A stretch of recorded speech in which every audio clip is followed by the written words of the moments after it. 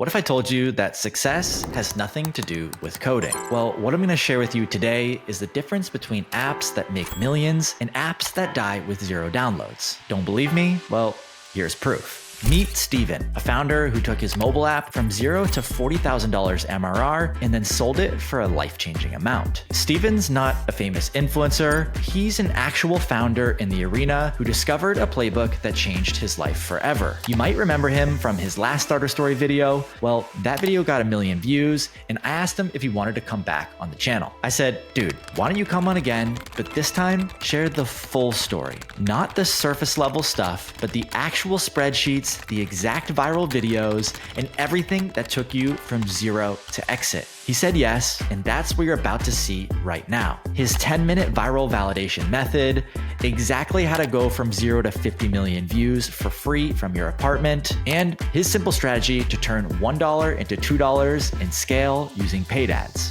If you don't want to end up on page 500 of the App Store, well, get out your pen and paper and enjoy the $1 Million App Playbook by Starter Story.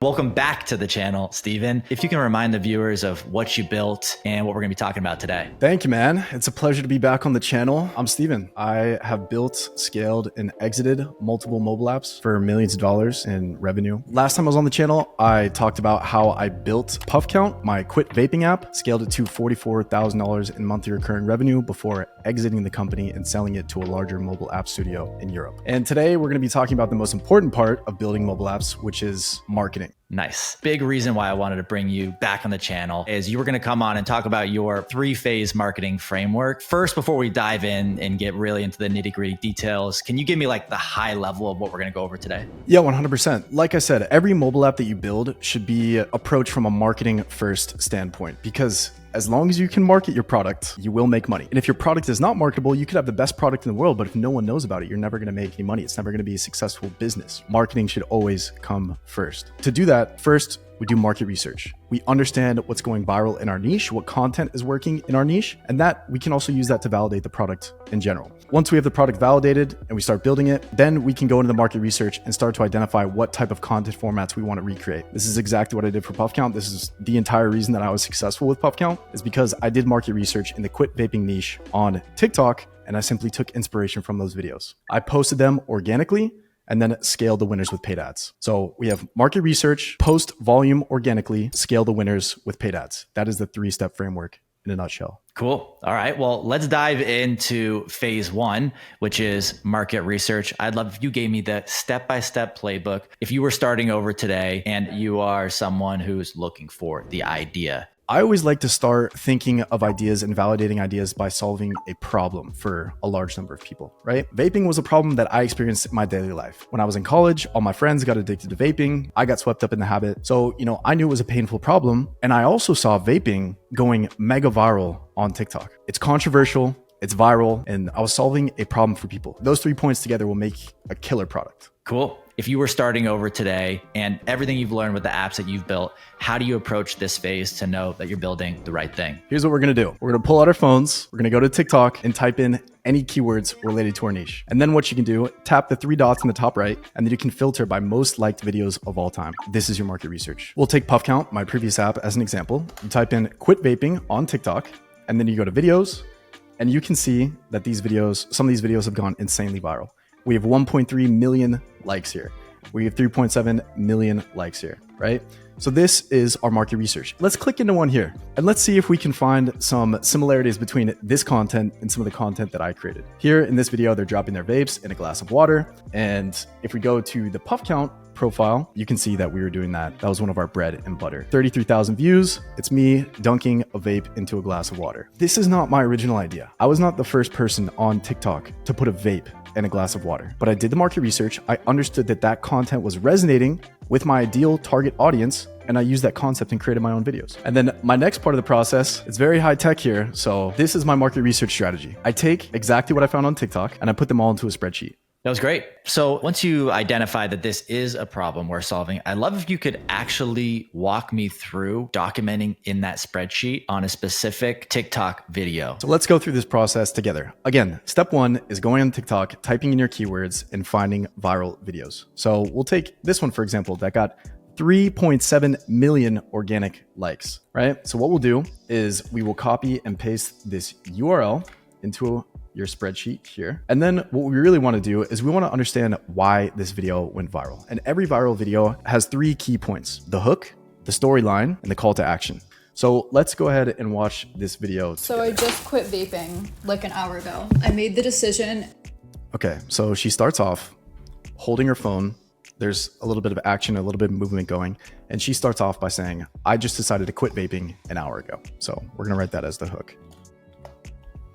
And I think it's always nice to take note of the way she shot the video as well. So holding camera, walking, then sets camera down. These small little details in the video are actually very important. You want to replicate and take inspiration from these as close as possible, right? There's a reason she started this video while walking and then set it down in front of her, right? And it was part of the hook, and this video went viral. So we're going to use that. And as you can see, she sits down in front of 6 glasses of water. So we could even add that onto the hook, right? And then sets camera down in front of 6 glasses of water. We want to take note of all of this stuff. And now she's going to get into her story. So let's continue watching.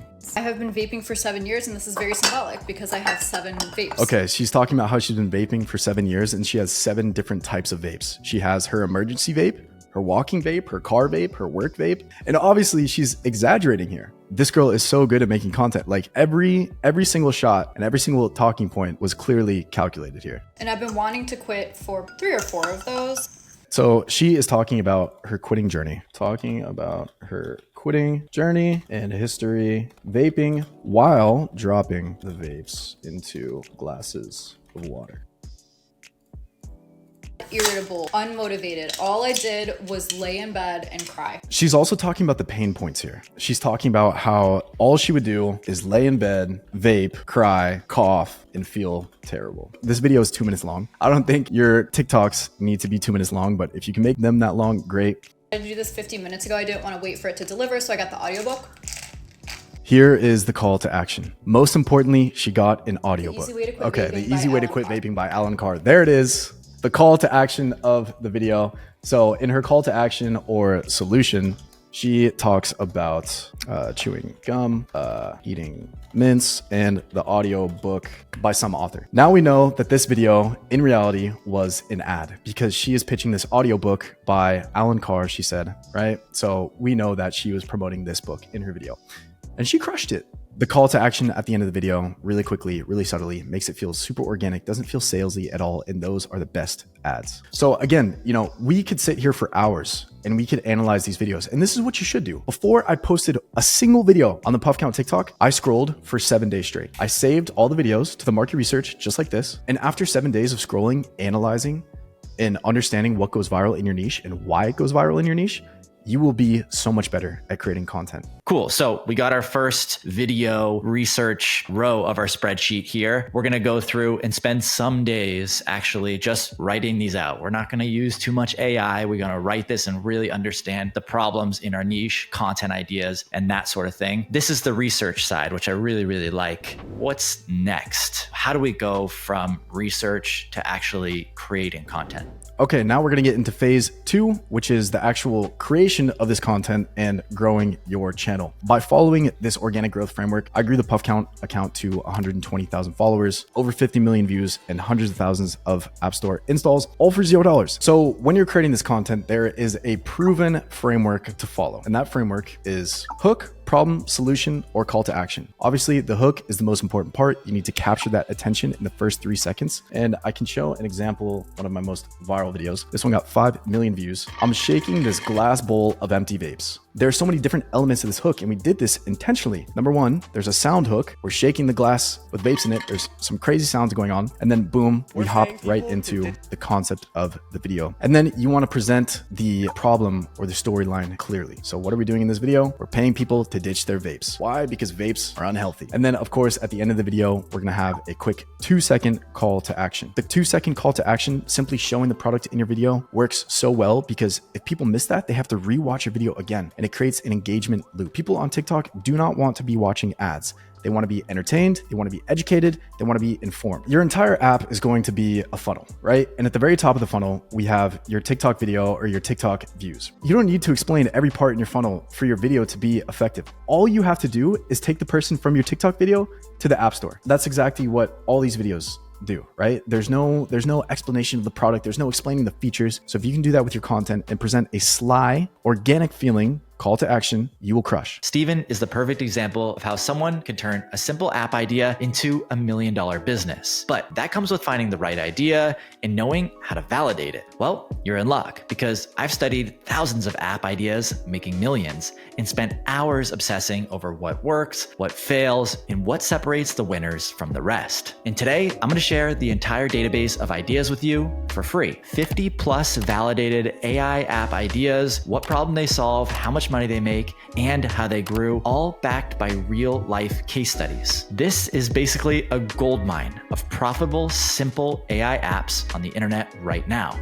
So if you're serious about building an app that can make money, like Steven, hit the first link in the description and grab it for free. Hopefully this helps you find your next big idea. All right, let's get back to Steven. All right, well, the next question that I have for you is, once you start posting stuff, creating stuff, which is a big learning curve for a lot of people, especially putting themselves out on short form video for the first time. What's the posting strategy of this? You mentioned you do videos 1 time a day. What would you do if you were starting today? What do you recommend is what time to post, how much to post, and when to know when to stop? The posting strategy. This is where I see a lot of people fail, right? Because in the beginning, it's going to be slow. In the beginning, it's going to be hard to get that first viral pop. But the most important thing is staying consistent. Whether you're posting, whether you're getting creators to post, you need to stay consistent with it, right? Don't worry about the time that you post the content, all the small little details of the content. Do not be a perfectionist. Your goal here is volume. Your goal here is knowing generally what direction your content should be going. You're just looking for that first viral video. The way to get there is by posting volume. Volume negates luck, right? So you need to be posting as much as possible. And when you get a video that pops off, recreate that concept. If you look at the most viral people on TikTok, let's forget about businesses for a second. Let's think about just creators, influencers. The most viral people on TikTok, on YouTube, they do the same style of video over and over and over again. There's a reason they do that. And we could take a page out of their playbook and we could do the same thing for our app. The most important part is to stay consistent, post every single day, post based on your market research. It'll give you a much better chance of going viral. And then once you do find a video that pops off for you, continue to recreate that video. It will become easier and easier for you. An important thing too is once you get that first viral video, the floor of the amount of views that you get will increase over time because the platforms trust you more and there's more engagement to your videos, so they will be shown more. All it takes is that first viral video to get you out of that 200 view jail. And also, if you're posting on one platform, why not post on all of them? Download the videos, post them on TikTok, post them on Instagram Reels, post them on YouTube Shorts, post them on Twitter. Twitter is so slept on. Do not sleep on Twitter as a distribution. As you start to create more and more content, you're going to understand some formats don't drive high intent installs. They don't drive any conversions for you. There's one example that comes to mind. Yeah, so this video here got 11.6 million views, close to 1 million likes. And it drove me close to no installs. Number one, because I didn't have a call to action. But number two, I'm not really talking about any pain points here. There's not a lot going on. It was kind of a bad video in terms of conversions. It was great for the account and great for driving views and followers and shares and engagement and stuff like that. But this didn't really drive installs for me. And I think it's important to keep track of that. And you can see here, there's 2 videos. These were my 2 highest converting videos in terms of installs and sales on PuffCount. So I pinned those to the top of my profile. And you'll see these are very different styles of video. Again, these follow our proven framework of hook, storyline, solution. I pinned these videos on my profile because they drove the highest amount of conversions. Your profile itself will become its own funnel. So everyone who visits my profile now is going to watch these 2 pinned videos for sure, because they're the first videos that show up. And I chose to pin these videos because they were the highest converting videos. And what I've come to find is the highest converting videos for me personally were public interviews, simple product demos, like this video. There's trend hijacking as well. And you can also have the problem solution narratives like this video here. All right, so we've gone through the content creation phase, which is probably the hardest phase. If you can get through this and create viral formats that work, you're pretty much set, but you can't create content yourself forever. So what's the next step after that to really, truly grow? Build something that you can sell like you did for PuffCount. Pat, I'm so glad you asked. So we finished phase 2. we have this library of organic content and now we want to scale. And there's a couple different ways to scale. You yourself, you can go beast mode. You could post 1,000 videos a day, but that's not very likely. You can hire and outsource creators, which is easier said than done. I think everybody's going through a super distortive process to hire creators right now. You have to email 1,000 of them. Only one gets back to you and they give you some outrageous price. But that is exactly why I built my next product, which is Posted. On Posted, what we did was we made connecting with creators as easy as possible. So this is the best way to work with creators. We have this feature called deals. For example, you create a project brief, you explain what your product is, you have some rules for the content you want, you could choose where you want the creators to be from, and then you have your inspiration content right here. Going back to our market research, this is where we give the creators our market research. We tell the creators what videos are going viral in our niche, what's working in our niche. And then creators will actually submit videos to your deal for free. So for example, this creator submitted this video to my deal and I can watch it for free. And this is what the creator wants to be paid. I can approve this piece of content, or I can reject this piece of content and I can ask for another price or whatever it is. But you can see all these creators made videos for my product for free, and there's all different types of bids, right? This one wants $40, this one wants $50, this one wants $100. So you can scroll through these, approve or deny. You only pay for the ones that you love. And then when you do choose one and you do pay for one, you own the video itself and you own the ad code so that you can scale it further on paid ads. For example, this creator right here who has 552,000 followers, she made a post for us for $110.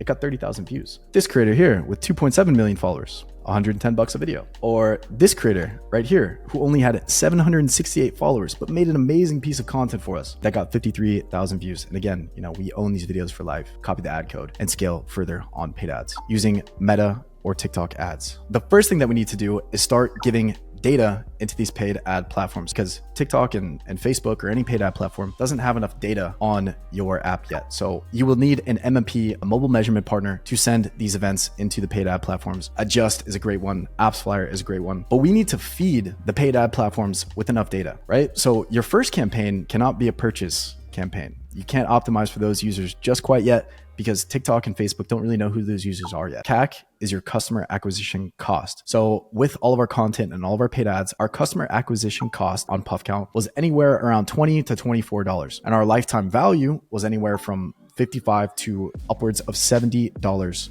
per conversion. So that was profitable math for us. We knew that if we put $1 into paid ads, it would get $2, sometimes even more, out on the other end. So here you'll see our paid ads dashboard. We spent a total of $82,000 on our paid ads before exiting the business. This is how we scaled from $3K to $44,000 in monthly recurring revenue. And you can see here, look at the cost per click: 3 cents, 18 cents, 21 cents, 15 cents, 35 cents, 9 cents. We got these results almost like day one of running ads because we had this library of proven content. We knew exactly what videos we were going to upload to the paid ads dashboard because we had validated it all organically. So we were spending smarter. And this is our 4-step scaling process in order to optimize your paid ads. Everything is a funnel. Just like our TikTok videos, TikTok profile itself is a funnel, so are paid ads. If you think of everything as a funnel, it becomes so much easier because you don't have to go straight from a view to a sale. That's so hard to do, right? Think of it in a step-by-step process. Everything is a funnel. So at the top of the funnel, we have our views. And then obviously we have our clicks. So our views on our paid ads, and then people who have clicked our paid ad, and then people who have installed our app from our paid ad, and then people who have purchased from our paid ad. And your views are going to be top of funnel, and the sales are going to be at the absolute bottom of the funnel. And inherently, there's going to be less people who purchase your product compared to the amount of people that view your product. So when you're starting on paid ads, it's very important that you fill up each step of the funnel first before you start to optimize for the bottom. So first, we're going to optimize for views, and then we're going to optimize for clicks on those ads. And then we're going to optimize for installs, and then trials, and then subscriptions. These are all different events that you can optimize for in your paid ads. Depending on which event you target and optimize for, the cost and the return on that spend will change a ton. So you fill the ad platforms with enough data so that eventually you can start to target your trials and subscriptions. And as far as the platform strategy goes with paid ads, it really depends. And it's different for every app, right? From my experience with Puff Count, TikTok was much cheaper traffic, but the quality of the traffic was a little bit lower. Whereas on Meta, the traffic was more expensive, but the quality was a bit higher. Facebook and TikTok are really the only two places that you should start running paid ads. Ultimately, you can test both depending on your budget. I think it's important to lock down one paid ad platform at first because again, you need to fill these ad platforms with as much data as possible for them to be the most effective. So if you're splitting your budget everywhere and you're spending $5 here and $10 there, it's not really going to work for you. I would try to focus on one platform in the beginning until you lock it down, you nail it down, you scale your budget, and then you can shift to another paid ad platform. For me personally, we scaled most of our spend on TikTok ads. And that was because all of our content that we used on our paid ads was made for TikTok. I was in my apartment making TikToks all day, so naturally where our content performed the best when we scaled on paid. And a lot of people are scared of paid ads and they don't want to do it, but Facebook and TikTok are some of the most profitable companies in the world for a reason. It's because paid ads work. It's because companies are using this. It'll make it so much easier for you to scale. I'm a solopreneur. I'm bootstrapping these products. I don't want to waste my money on paid ads, and you don't have to. You just need to identify what content goes viral organically, and then you can spend confidently on paid ads and feel way more confident that you're going to get return on your ad spend. And paid ads are so great because you can optimize for certain events in your videos. And this is really where your content creation skills and validating the content organically comes into play. Because for our specific paid ad strategy, we were optimizing for the people who are most likely to purchase. So we're tracking all these events on TikTok ads, on Facebook ads, and we are telling Facebook and TikTok, go find us more people who are most likely to purchase our product. With the killer organic content library that we had, telling Facebook and TikTok to optimize for certain events inside our app, those are the two things we needed to crush with paid ads. We were profitable almost instantly while running paid ads,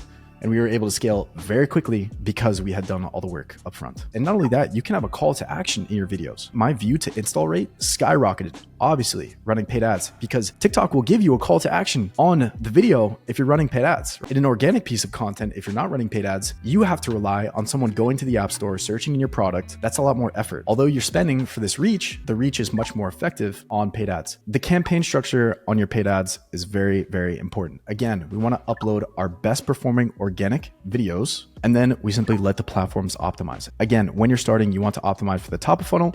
And as you get more data and more spend into these ad platforms, you can start to optimize for the bottom of the funnel. It's very important to track everything and use analytics tools like Superwall or like Revenue Cat. You can effectively track your cost per install, your trial conversion rate, your subscription rate, your retention rate, and most importantly, your lifetime value. The lifetime value of every customer that comes into your app, because that is your North Star metric. That is your golden metric, because TikTok will tell you how much it costs to acquire those customers, but you need to understand what their lifetime value is. You want to increase the lifetime value of your customers so that you can spend more to acquire those customers. And if you can get to a 3-to-1 CAC to LTV ratio, congratulations, you built a money printing machine. So that's it in a nutshell. That is our 3-step process that helped us scale Puff Count to $44,000 in monthly recurring revenue before exiting the business to a larger mobile app studio in Europe. That's it. You start with market research. You give yourself the best chance to go viral. You start posting consistently, hire creators, and start to validate content organically. And then you take your best performers and put them on paid ads so that you can scale.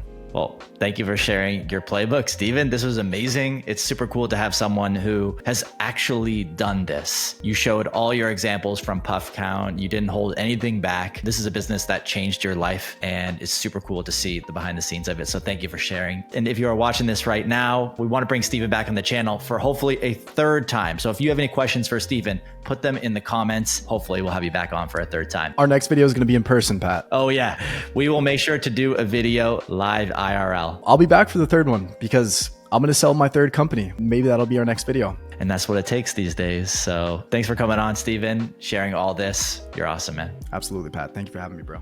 I hope you enjoyed this video and got some inspiration from Steven's story. But real quick, I want to remind you, the whole point of these videos is to help you find an idea and actually build it. Learning is cool, but action is what will get you that dream outcome. And with AI tools getting better and better every day, it's never been easier to get started. You can spin up a working app in just a few hours and start turning that into a real business. If you're looking for a proven system or roadmap to build with AI, then definitely check out Starter Story Build. Our programs will help you find an idea, build it with AI, and ship it to the real world fast. Just click the first link in the description if you want to learn more. Thanks again for watching. We'll see you in the next one. Peace.